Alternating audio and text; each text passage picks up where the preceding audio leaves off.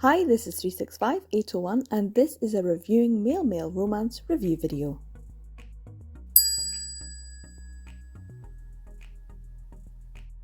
Now the title I'm going to be reviewing for this video is Royally Screwed, A Tale of Two Princes. This is written by Lynn Van Dorn. It was published in June 2020, so fairly new release. I read this through Kindle Unlimited, but I also listened to the audiobook. You can purchase this through Amazon as well. It's around £4 in the UK. I really enjoyed the audiobook and I'll be talking a little bit more about it later on in this video. Now the reason that I picked this up to begin with was the fact that it had amazing artwork. I love the cover art.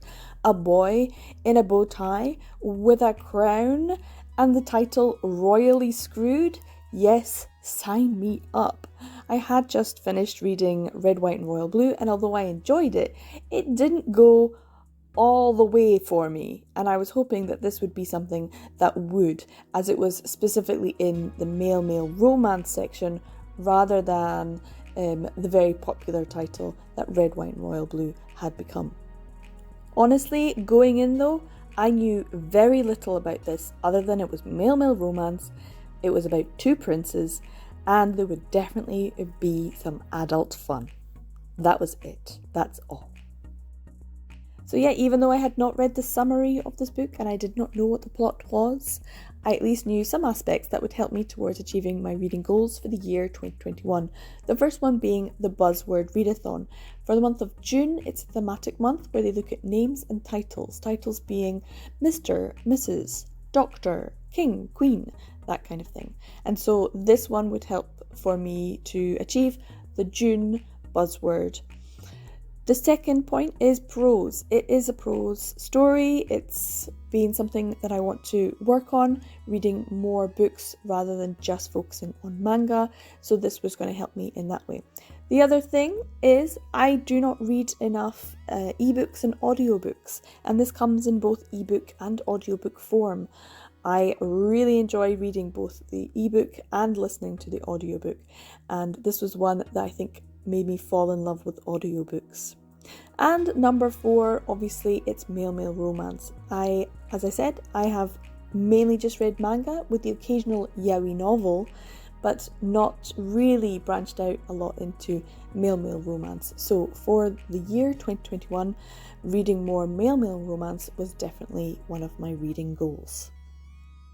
So I do kind of feel like I should have read a little bit more of the summary going in, but then rereading the summary now, I still feel as though it's not telling you the whole story, and that's not necessarily a bad thing, but it's not necessarily a good thing either.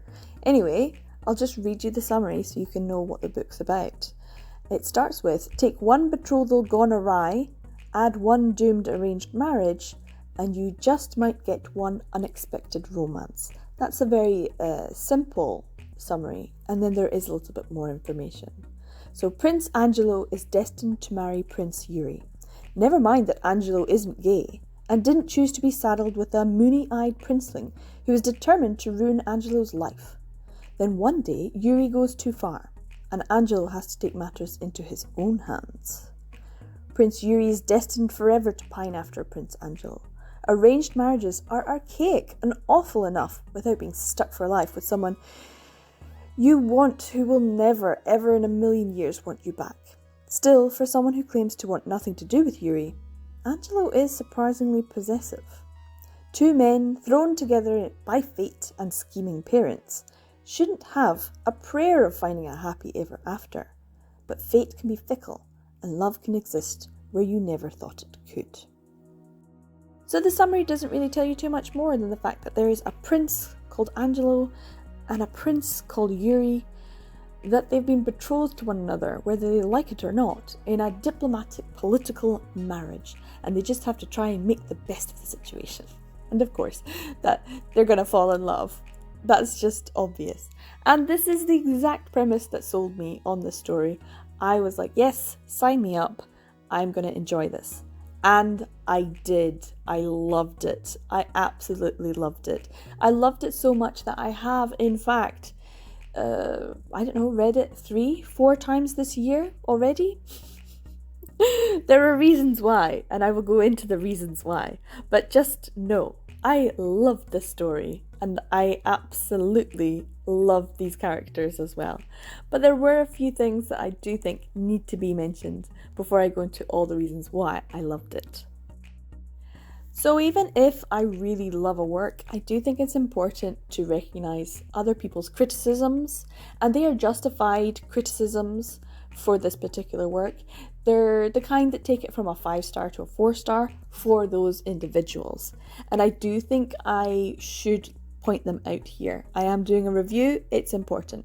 One was that there were no warnings. There's no real trigger warnings, there's no real content warnings. And that kind of depends on your perspective on whether or not you want a warning.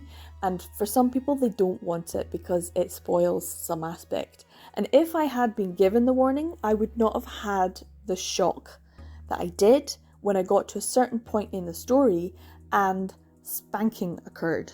So it's got some BDSM elements to it, some kink elements, and I was not expecting that because I've never read a Lynn Van Dorn work.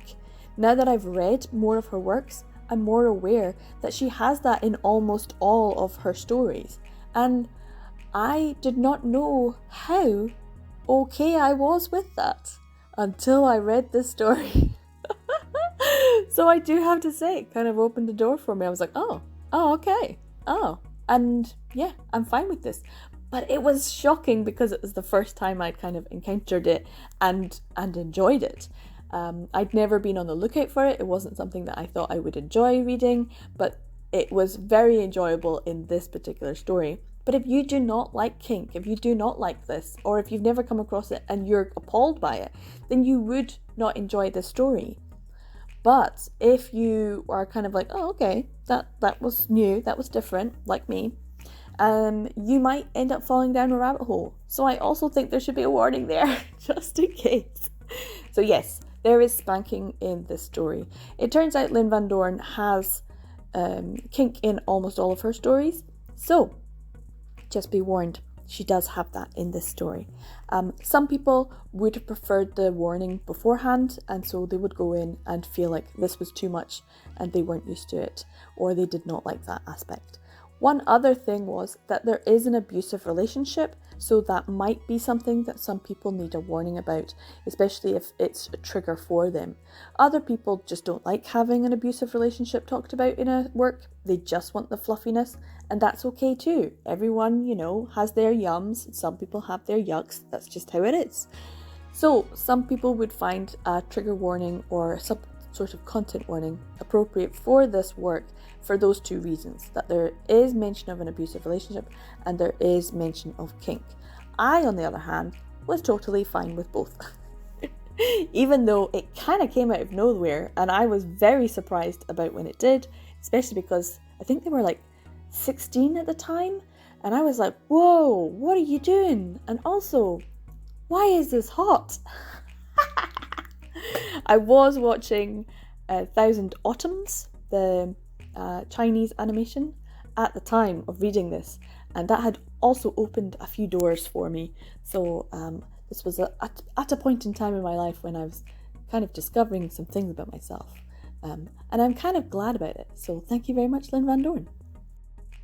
Now, the second criticism that other reviewers have kind of put towards this work is that the ending felt rushed, it felt unstructured, and it felt unrealistic. Now, I can totally see their point, because when I first read it, I felt like I was loving the story, and then the ending happened, and I kind of felt it was rushed. I felt as though the final boss, as it were, the secret evil person wasn't that evil to begin with, that the tension built and the reasoning behind the possible stopping of the two lovers being together wasn't really as tense as it could have been. It wasn't, the stakes weren't that high. I really felt like, well, it could all be resolved quite easily. So I didn't really feel like the tension there, the conflict, was as great as it could have been.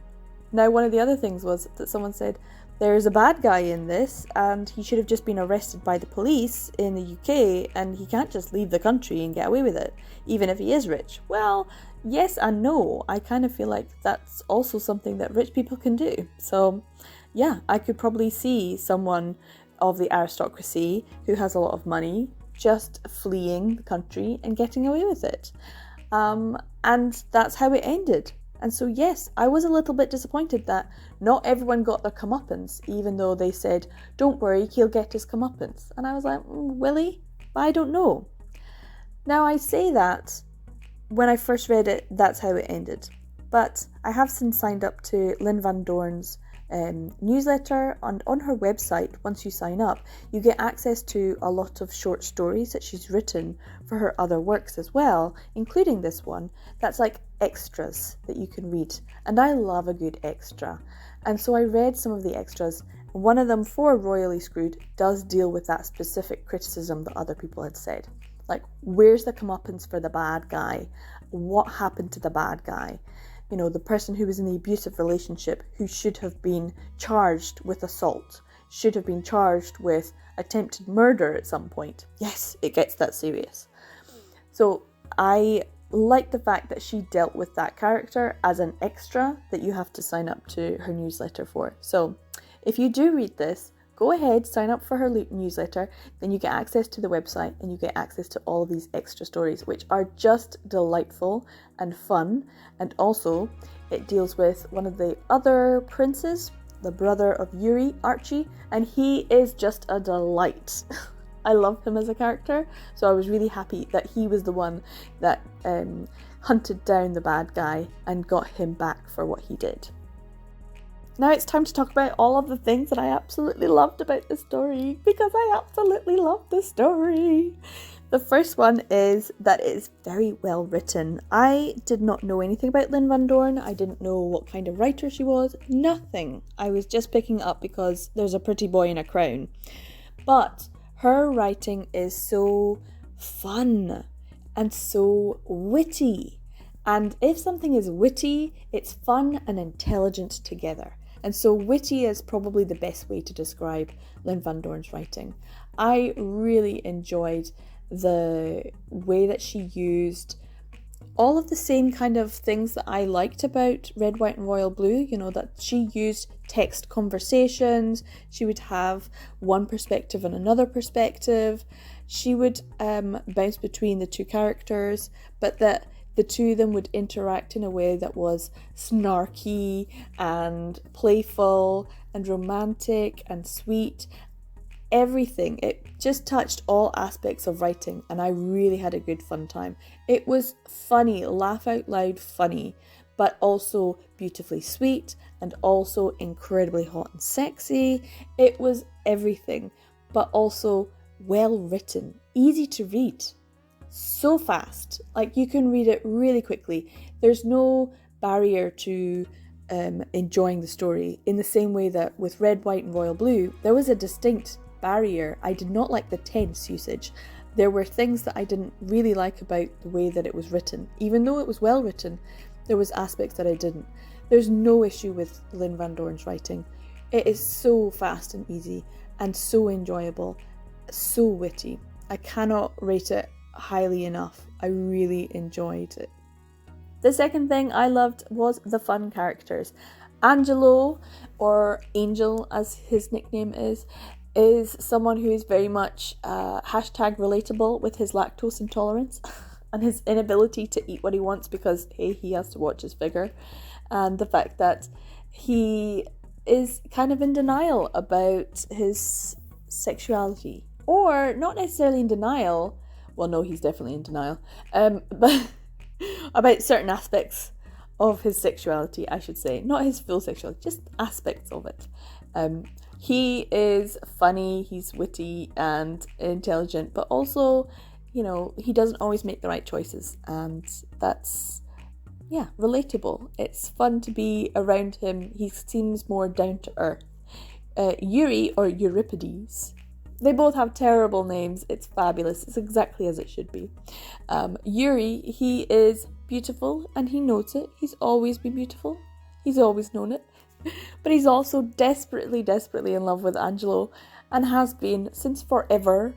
And the poor little gay cinnamon roll knows that he's going to be in absolute torture for the rest of his life because he's in love with someone who he thinks is 100% straight and is never going to love him back. And that aspect of, having on one side with Yuri the unrequited love being fulfilled, and on the other side with Angelo having the, well, I'm gay for you type story. I really loved those two tropes, and I thought they played them out really well with the characters.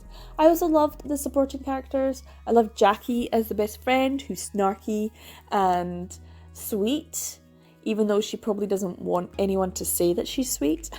And then there's Philippe, who is just acerbic when he wants to be, and just kind of like the steadying fatherly figure, the sort of parent figure or mentor figure that all of the characters really need. He's the mother. He's the mother that no one seems to have. It is really fun. I loved the bodyguards. They were all great. Even the bad guy, Blackheath, he is a terrible villain, and he's written so villainously that you can't help but love the villainy of him. He's brilliant as a villain. So yeah, fabulous, fun characters. So it might seem strange that a book that has spanking, and that spanking is a large part of the relationship, would be classed as so romantic, but I really did feel the romance was the main element. I think that's a testament to Lynn Van Dorn's writing ability, that she has kink in her stories, and yet her stories all seem so romantic, and that the kink is there, yes, and it adds spice, yes, but it's not the be-all and end-all. Even if it's a huge part of the story, that's not the thing that you walk away from going, oh yeah, it was about spanking. You're like, no, it was about these two princes who fell in love. That's the main point.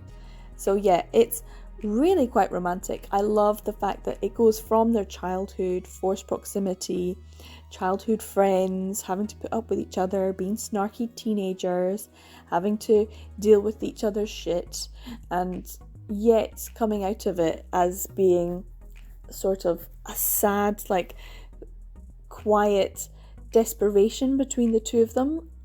If they can figure this out, it's going to be amazing, but if they mess it up, it's going to be devastating. And so the stakes are high emotionally, and I think that was very well portrayed with the two characters and their interactions, especially when they start to actually deal with each other in a physical way and in an emotional way. How are they going to navigate this situation? And the romance between the two was just very well done. Certainly up to a certain point in the story, I was like, it's very romantic. I did love their antagonistic behaviour, of course, at the start, because you're gonna rue the day when you say that to him. That's gonna stick with you for life. And I did enjoy all their snarky comments as they fell in love. So I did mention this already, that the ending seemed a little bit rushed, but overall the rest of the book had really excellent pacing. I really enjoyed the jumps and time skips. I liked the fact that they had flashbacks to when they were younger, to really help elucidate a point, but they also just generally had really great pacing, and that's probably because it had witty dialogue. The action was really fast-paced, so I could read this really quickly and enjoy it at a really good pace, up until the end when it felt like, oh, it was a little bit rushed. But other than that, the pacing was really excellent. So the thing that pushes this from a really good book to a great book is the audio narration by Michael Furiolo. I had never listened to anything that he had narrated before. I did not know who he was. I have listened to a lot of his work since then. It was so enjoyable. It was like watching a movie or listening to a radio play, because he does all the voices. Different characters have different voices. And when I first listened to this, especially about halfway through, and he did a Scottish accent, I laughed and howled. It was hilarious. His French accent for Philippe is just hilarious. But also, I think I would have not enjoyed it as much if it had just been, a flat voice. The fact that he does voices is exactly what I grew up listening to. My dad would read us stories. He would read The Hobbit, actually, and he would do the voices. And then as an adult, when I tell stories, I do voices. And children and adults love it when you do voices. So, yeah, definitely distinguishing your voice for different characters, I think, is really important. And he seems to have a really great range. The women are great, so you can definitely distinguish the women from the men. The different accents are fun. I definitely enjoy his different accents. I just really had a great time. Of course, if you are the nationality that he's doing, then yes, you could probably nitpick, because his Scottish accent was hilarious. But also, if I was going to do a Scottish accent and put it on, that's how I would sound. So yeah, it was accurate. I do think that the two princes, the first time I listened to it, were quite similar. And I thought maybe they were too similar. But then having listened to it a few more times, I know that it's easy for me to distinguish between the two characters now. And I can understand why their accents would be quite similar. They have grown up in a similar situation. They're practically siblings. That's the environment that they have been in. So yeah, I can understand that as well. As a slight criticism that I know that someone said, the two princes sounded a little bit too similar. I didn't find that if I listened to it a second time, which I definitely did, because it was so good. I'm going to be honest, I listened to the audio narration. I had the Kindle version, but I listened to the audio narration, and within 1 week I had listened to it a second time. I didn't wait. I just was like, no, I'm going to listen to it straight away. That was too good. That's how good the audio narration is. That's how good Michael Furiolo is. I love his voice. I didn't realise I had such a kink for voices. But his voice is brilliant. I love listening to his audio narration. So not only did I find a really good book, I found a really good author, and I found a really good narrator. So I now know if I want to find something and I'm like, do I want to listen to this audiobook? The narrator's Michael Furiolo? The answer is now yes. So if I'm on the fence, what is this book? It's written by Lynn Van Dorn? Yes, then I do want to read this book. So yeah, this was really good. Michael Furiolo is now my number one narrator for books. So as you may have noticed, I did talk about the ratings and how some people had given it certain ratings. When I first read it, I gave it a 4-star rating, because in my head I was thinking, I can't give this 5 stars. This is a male-male romance. This is dead silly. The narrator did voices. I can't give this 5 stars. And then I kind of thought, wait a minute, you have listened to this twice in 1 week. And then over the course of this year, I have read it 4 times. I think around 4 times. In 1 year, it's not even 6 months. 4 times for the same book. You cannot not give this 5 stars because you love it. It's kind of like, get over yourself. You like male-male romance. You like BL. Just give it the 5 stars it deserves. 100%. This is a 5-star read for me. I absolutely loved this. And I will probably love it forever, because it was the first time I'd read a book that had kink in it that I was like, whoa, but also, that's so sweet. What? Spanking is sweet? And that's the kind of joy that Lynn Van Dorn is able to produce. The kind of thing where you are totally invested in these characters and their relationship, and yet something like a slight BDSM is going on. And you're like, yeah, I totally accept that, 100%. The two things can be together. They're not mutually exclusive. The absolute joy of Michael Furiolo's audio narration is also a contributing factor to why I love the characters and their snarky, witty repartee. It's just a fun listen. It's also a good read. So I enjoyed reading it, and I also enjoyed listening to the audiobook. It is 100% a 5-star read from this year, and probably the thing that I have been most shocked and surprised about, that I have enjoyed this so much. So yes, I definitely want to give this 5 stars. So you may have picked up on the fact that I have read other Lynn Van Dorn works, and if you'd like to know my thoughts on those other titles, just maybe give me a little crown in the comments down below and I'll know that you'd like me to make another video reviewing her works. I am 365801 and I make videos on BL, yaoi, manga, male romance and all that good stuff. If you enjoyed this video, give it a thumbs up and consider subscribing. Take care everyone, and thanks for watching. As always, remember, every day is a BL day.